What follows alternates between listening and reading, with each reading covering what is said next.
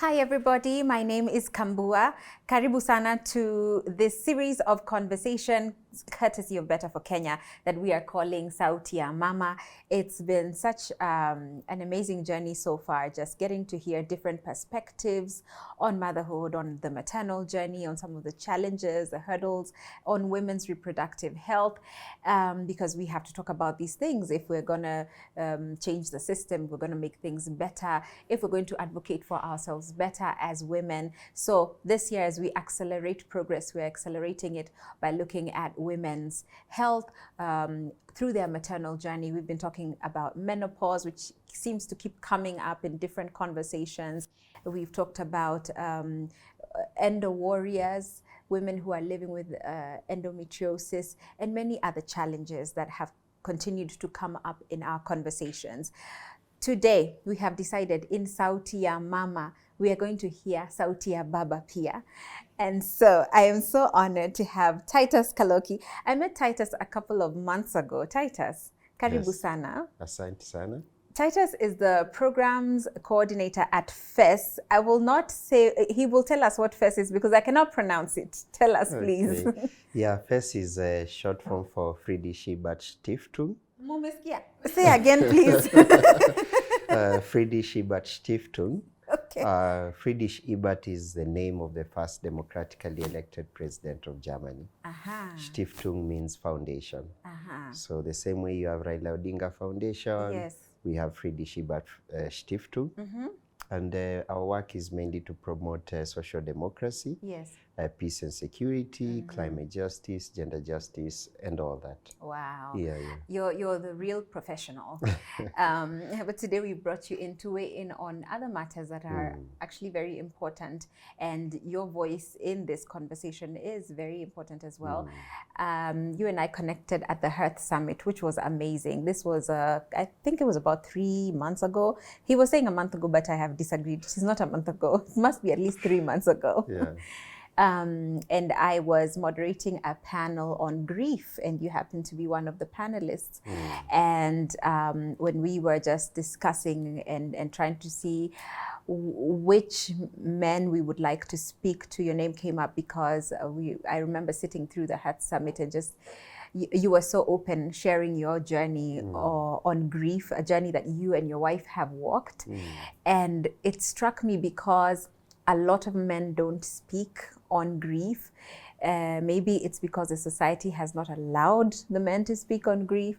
And yet we cannot talk about a maternal journey without involving the voice of the people who make us the mothers. So karibu sana to this conversation. And maybe a starting place would be, tell us about this special girl who made you and your wife parents.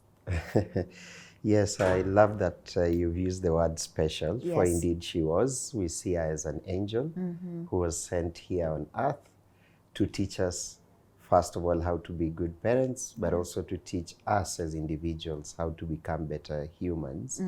Bella was her name. Sometimes I can also say is her name. Yes, yes. Because we pledged to forever remember her. She would have been 8 next month on the 30th. However, last year, October 30th, she passed on when she was about 7. She was born with Down syndrome. Yes. And we didn't realize this until she was 1 year old. Of course, when she was born, and then, you have to post some photos. Yes. We would hear some people say, hey, Anakam Chinese. Oh, her eyes. Yeah, but many people were like, oh, she's so cute. Oh, she's so cute. She had a big infectious smile. And I think a lot of people living with Down syndrome have this very beautiful smile. Yes. Yeah, but one time when we went for a regular clinic checkup, we felt like she was vomiting, coughing.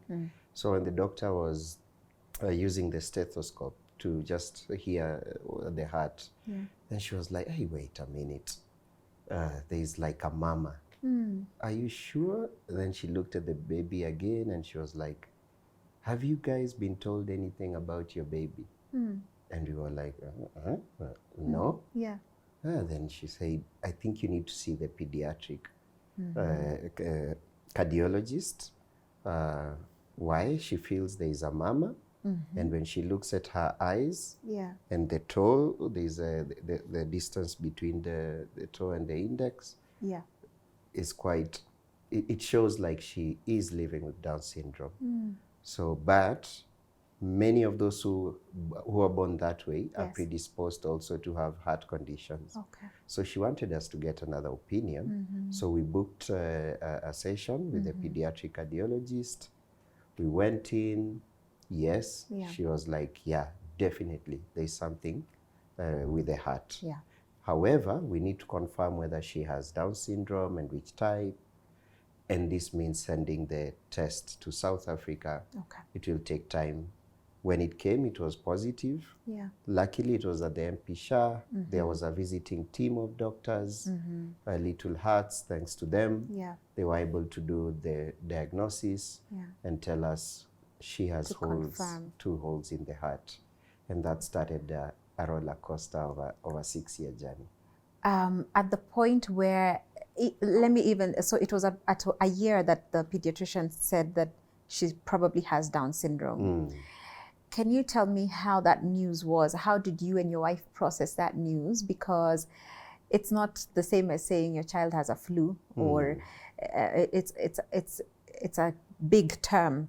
How did you guys unpack that? It was, first of all, it was like a shock, but I didn't manifest it emotionally at first. Of course, I ran to Google just to check all the signs and check the baby again. And it's like it was confirming. And there was this period of anxiety where you don't know whether you're in denial or whether you accept that's the reality that's coming, because we had to wait 2 weeks to get these results to confirm it. So it was a period of uncertainty, not full denial, but not full acceptance. And were you talking about it together, or you were Googling and she was also trying to figure it out on her own? Both of us were trying to figure it out, but we were talking about it. And I can say somehow we were 50%, like, we can see, look, it says slanted eyes, it says this distance. You know, and there were a few concerns with milestones. And therefore, somehow we were like, yes, if it's confirmed, we go on. We didn't know what was in store. So on top of the diagnosis that she's confirmed she has Down syndrome, you now have been told that she has 2 holes in her heart. What did that mean for the quality of her life moving forward, or what would she be required to do in order to live optimum in that condition? Funny thing is that before she turned, at the end of her 2nd year, she was still hitting the milestones. She had started to walk. She had started to do the, you know, those fast words. And therefore, we felt a bit confident that we were going to get her operated on, and she would come back to normality, as we thought. And we had been encouraged by others. Look, we know this child, she's now 18. Of course, we had also those people who are religious, and they are saying, oh no, especially for ladies, it sometimes heals on its own. And there was all these stories of, oh, somebody got prayed for and they just got well. So in the beginning, we were very, very optimistic. That was until when she was 3. And because of the heart medication she was taking. Remember, we've done a diagnosis in MP Shah. We want a second opinion. We go to the Gertrudes, they confirm the same. But they say, look, the pulmonary pressures are too high. If we go in there, we don't know if we'll be able to manage the bleeding and all that. So let's give you medication to prepare her to such a time that an operation is possible. That uncertainty and these drugs, which sometimes hurt the immunity, And that means she would be susceptible to viral or bacterial infections, especially pneumonia. So she got admitted with pneumonia, and while at Gertrude's, just before she was to be discharged, she got a stroke and got half paralyzed. And that's when this feeling of it's just not going to be an operation and everything moves on. Now there's another setback. How do we deal with this? You went with a child who was eating, sitting. Now they can't do anything. And the 6 months it took to move her from lying flat on the bed to just sit. You know, a lot of physio, a lot of, loving care. We even had to bring in our mother-in-law to kind of help taking care of that because, you know, I'm at work. Of course, my wife is also emotionally hurt by this. She needs the help. It's heavy, And that journey just got tougher with time. And I can remember at some point I thought, wait a minute, are the doctors lying? Or is God abandoning us? How will we eventually get out of this?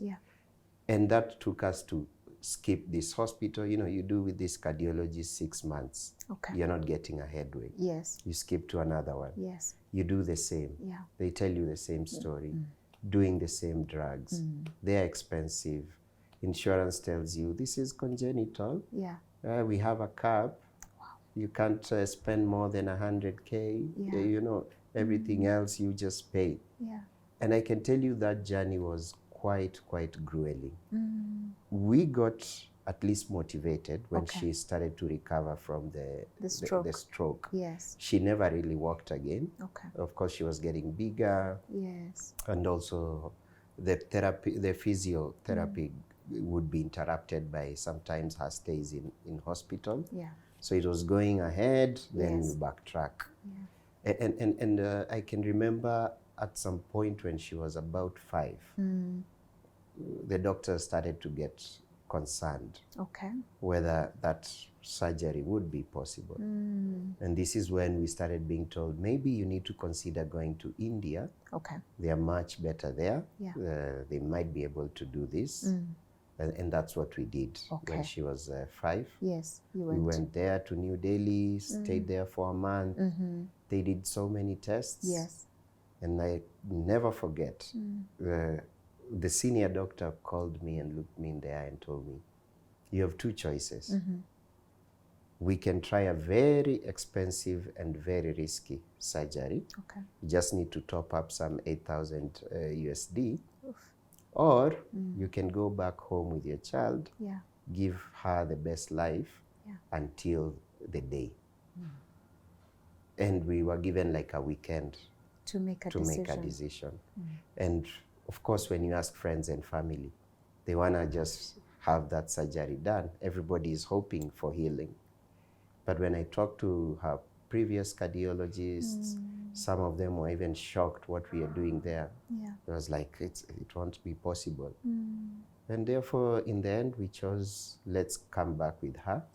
But we knew it was a matter of when, not if. And that started the last most painful journey, a year and a half, because the lungs collapsed. This is because the holes in the heart allow a lot of bad blood and the good blood to mix. So it was putting a lot of pressure on the lungs because they're the ones that also pump, help us also to breathe. And their response was they hardened to protect themselves. But by protecting themselves, they are lowering her ability to be able to supply oxygen to the body adequately. And therefore they collapsed and she had to start using an oxygen machine. In the beginning, she could use a portable one, which meant her life has not really stopped. We can still go out with her. You can charge it in the car. But the last 6 months, they collapsed further. And now she needed a more powerful machine that is plugged all the time in direct current.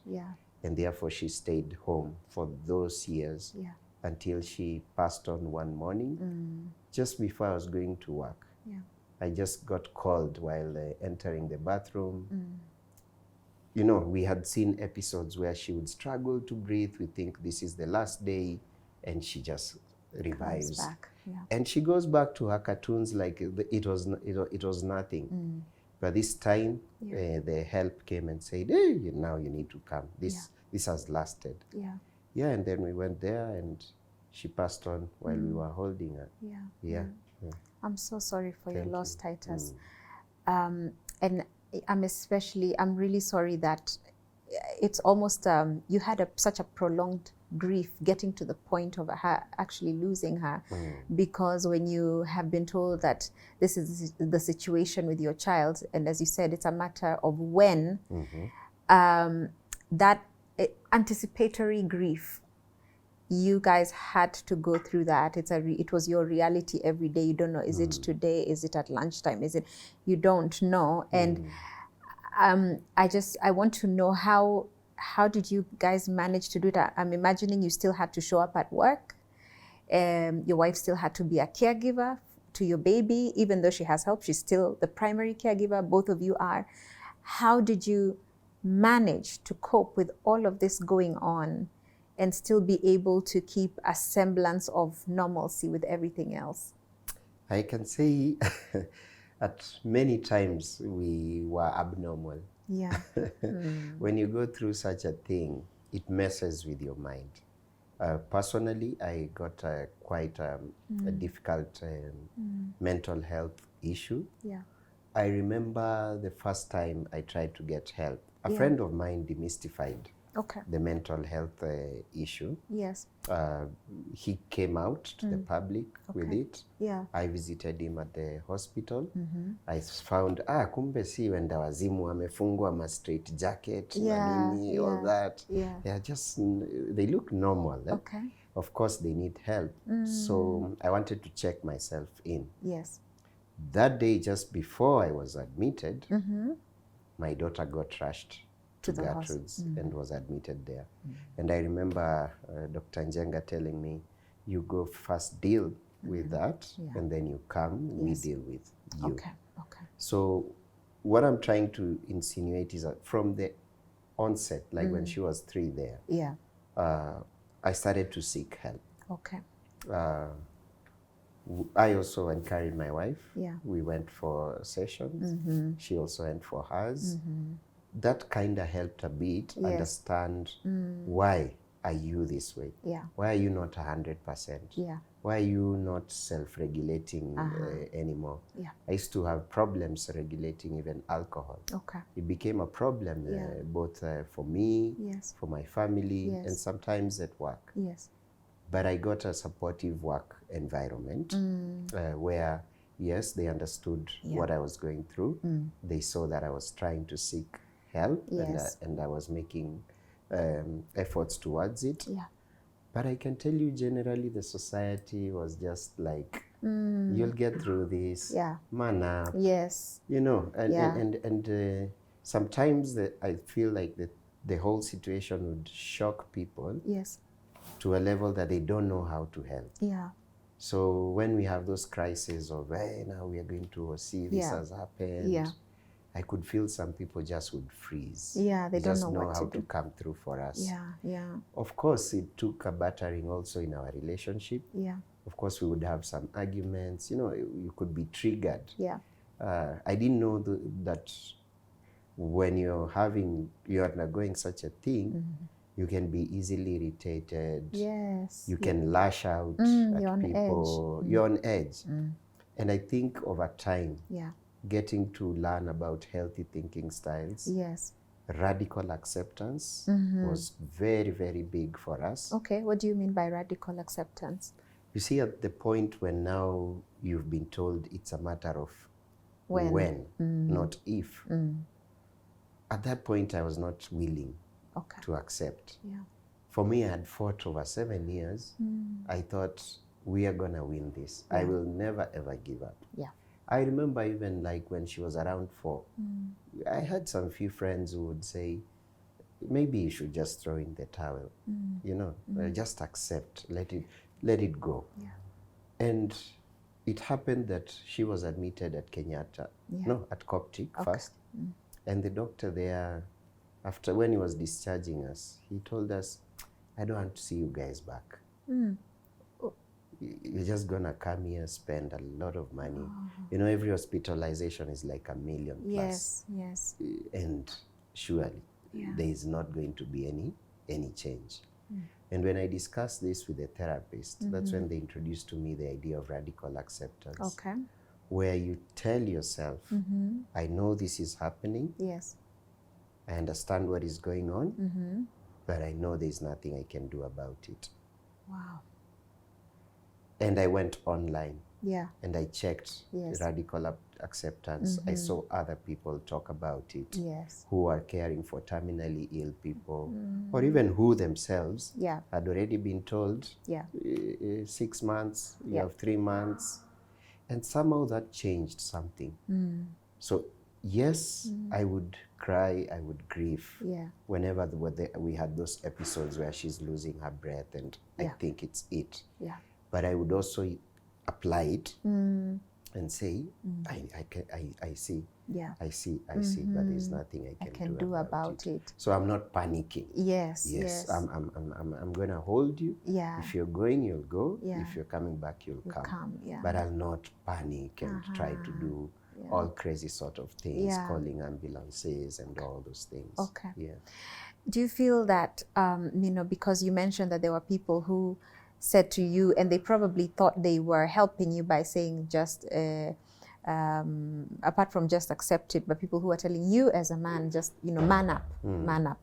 And that's usually the narrative that is given, that is said to men many times in situations of grief and other situations, man up, be a man. Don't cry, don't, and also the expectation that because you're the head of this home, you should hold everybody together, hold your wife together, hold your child together, hold everybody together while you're breaking yourself.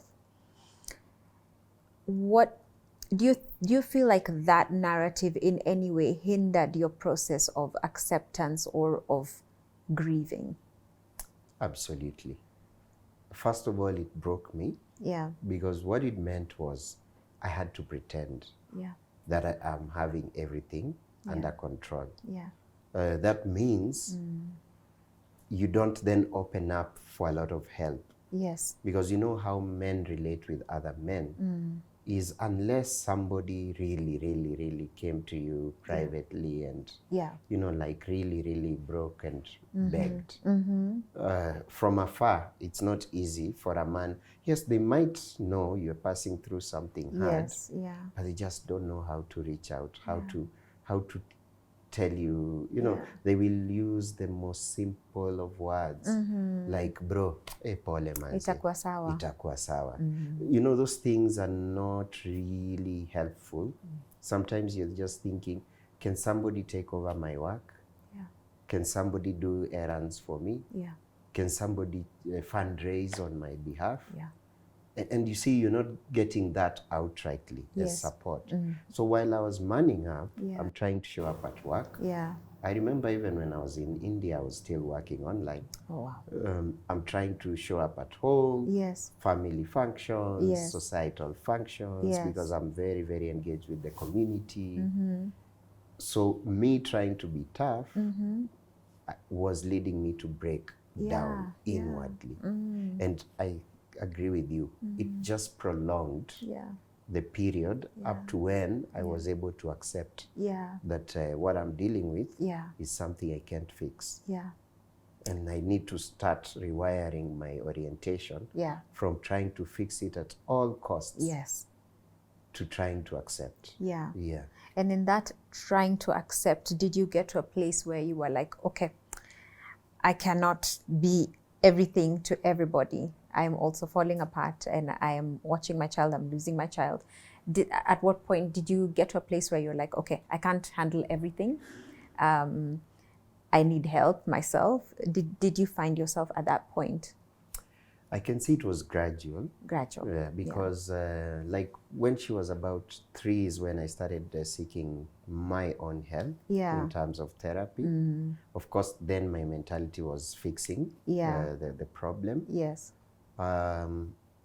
And at that point, when I would spend weeks with her in the hospital wards, some of my friends, male friends, took it upon themselves to try and cover me. For example, when I needed maybe a change of clothes, or just to go out for 1 hour from the hospital to just breathe. So I would have a guy come in, like my brother-in-law would come in, sit for me 2 hours. I rush home, at least to just get a sense of normalcy, you know, shower, get some do fresh that, air. come back, maybe treat myself to something, as a nice dinner somewhere before I go back to the hospital. Those small things started to help. But even others went as far as when I needed to do public fundraisers to cover the costs, they would like set up the thing and try to run it on my behalf. So there were small and big ways in which a few people came through. I would say they're in the minority. Part of it is maybe they had also empathy, or they had grounded themselves, or broken the chains of mini mwanaume. So I can say yes, there was that delay, but gradually as I got small help here and there, I started to say, okay, I can also accept help. I'm also one person who's stubborn. Accepting help is not easy. Being a firstborn and having been like a small dad of my brothers and sisters. I'm the solution giver. I am so part of it was my own problem, not being able to be vulnerable. And this is what a lot of men go through, showing vulnerability. People will only help if they can understand, or if you can ask for it. But if you man up, if you're still showing up for Friday drinks, despite all that, then they say, you're on top of things, akosawa, but you're not. You're dying. You know, they say you're alive, but you're not living. Or you're with many people, but you're alone. You and your wife have another child. How are you able to be fully there for Bella and fully there for your, is it a girl? Yes, your she's called Zuri. Zuri. How did you manage that situation where we have a child who needs all our attention, but we also have Zuri who rightfully also needs all our attention? How does that balance look like? I think it was difficult. First of all, how she came. So she was born while Bella was admitted. So she's born in this hospital. I'm with Bella in another hospital. And I'm crisscrossing to just, you know, you want to see your baby. Of course, you've just almost lost another one. So even how she came, she did not get the full attention. It only took like until she was able now to start talking and walking for us to start noticing that she would really struggle to get the attention. And I remember one of the things I learned in therapy was when Bella was getting these attacks, she would come and try to interfere and distract us. And you know, at that point you wonder, can't you see there's something serious here? But I got to understand that she could see we were also in distress. She was trying to help her how she can. And somehow I can feel like she matured faster because she had to just learn how to fit in, and even if she's not the favorite last born, to just own her space. And in hindsight, nobody could have prepared us to know that there is a possibility that when you have a child who's needing constant care, that you might overlook the other one who's good. What do you remember? What's your favorite memory of Bella? Oh, it's in India. And we are seated in a bazaar with shops where they, I don't know, they sell millions of things. Okay. And we were just seated outside. Yeah. And there was an old man who just saw us seated. And somehow, I don't know, it's like he was touched or something. Yeah. He brought for us tea. Very small cups. Okay. Mine and hers. Okay. And I was like, hey, this is just a baby. Yeah. And Bella was smiling and the guy was smiling. Yeah. And that thing really, really touched me. Oh. Yeah, I've never forgotten. Yeah, you'll remember it. It will stay etched in your memory, in your mind.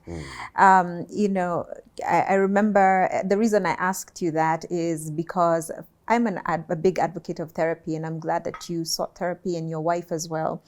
I went through grief therapy, and I remember my therapist telling me she was teaching me how to build a bridge between my grief from a place that was so painful to, instead of pulling from that painful place, that image of just a very painful place, to replace that image with something that brought me joy about my child, and for me, what brings me joy when I think about my son is I know where he is now.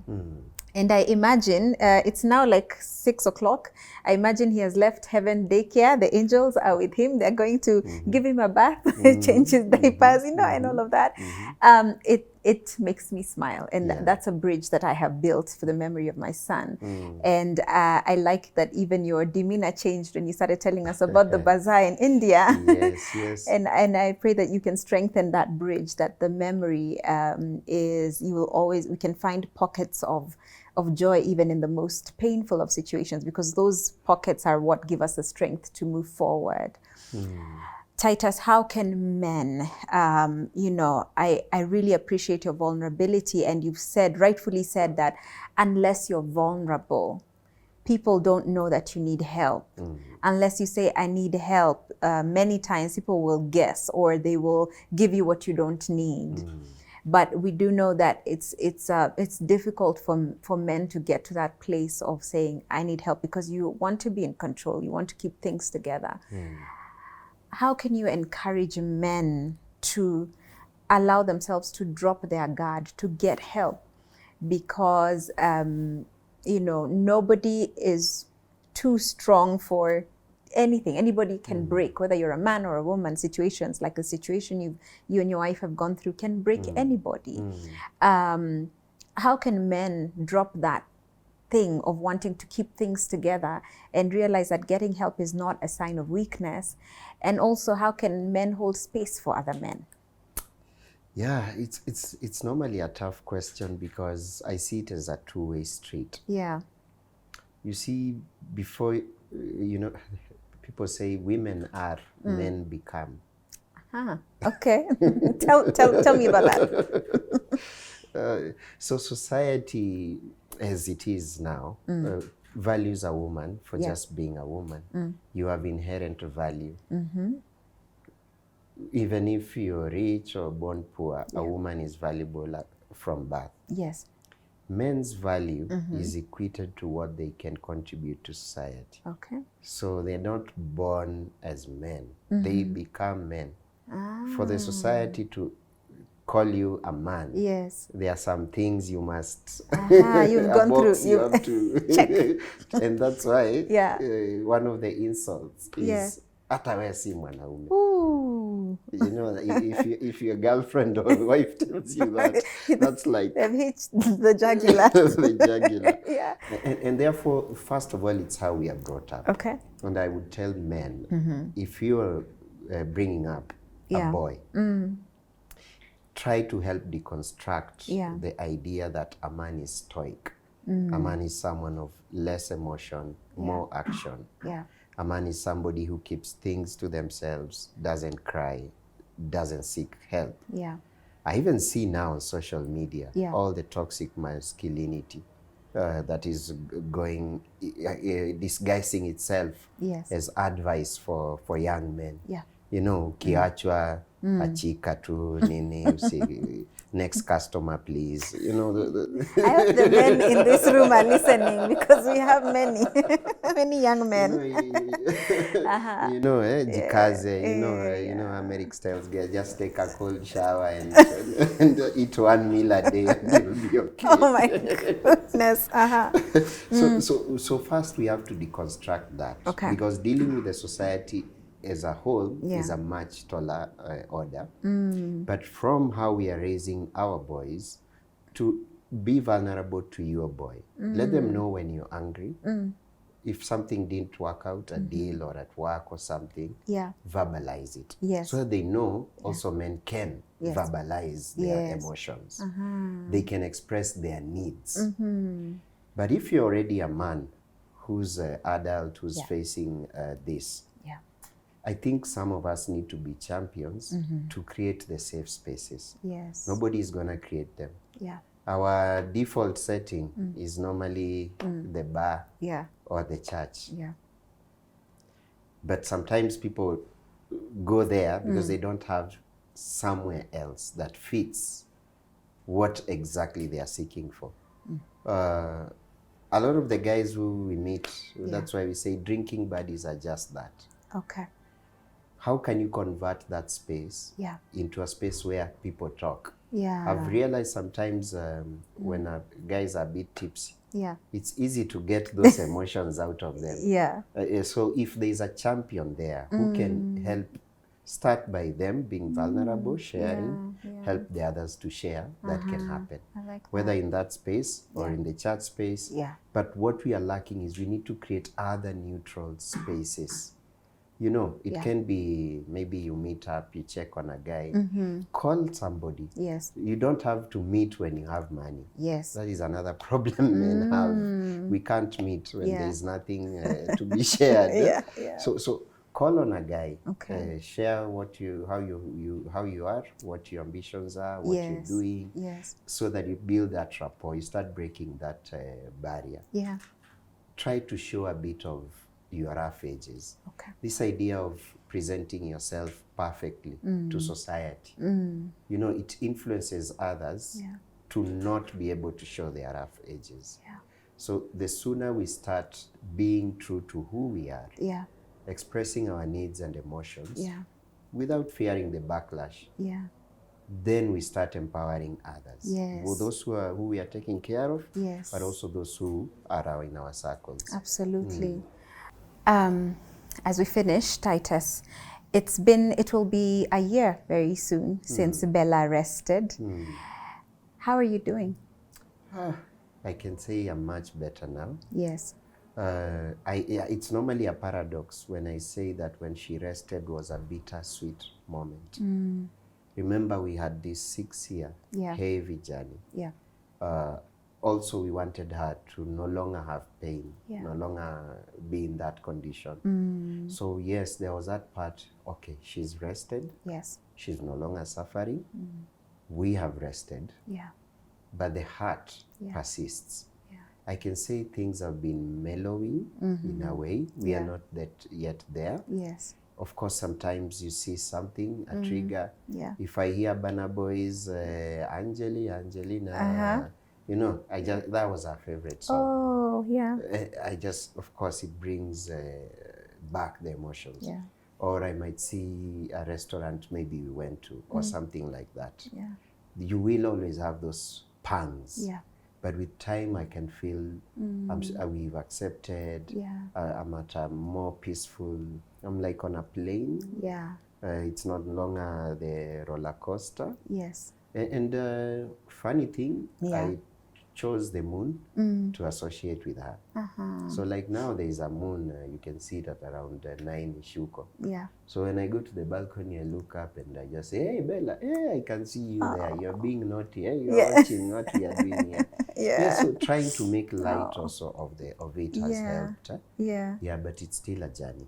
It is still a journey. And the truth is that healing is not it's not linear. It can look all sorts of ways, because we always imagine that healing should be tidy, but healing is messy. It is. It can be messy, but I'm grateful to hear that there has been progress in your healing journey. Yes, and maybe something people sometimes, especially the so-called modern educated people, Yes. I think spirituality is key. Yes.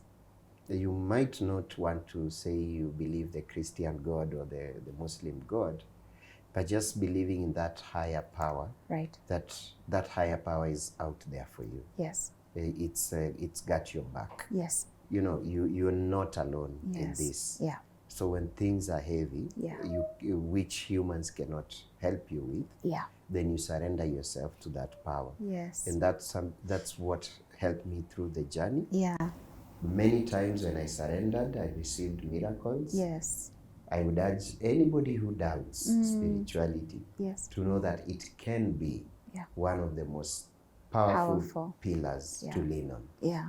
Wow, thank you. And what a great place to end this conversation. Titus, thank you so much. Thank you. May Bella's memory live forever. And I pray for strength for your family as you continue on with the journey. Blessings to Zuri, to your wife, strength to strength. And thank you for taking the time to be with us and to share your heart and your journey with us. I hope that has encouraged somebody who is watching.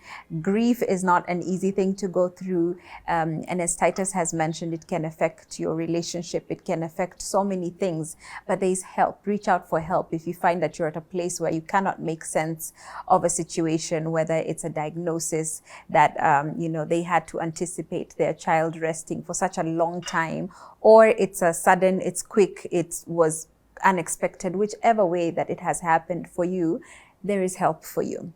There are therapists, there are grief therapists, and it is not, and I especially say this to the men, and Titus has said it, I love that he came here so that you can hear it from a man. He has said it is okay to get help, and you should get help.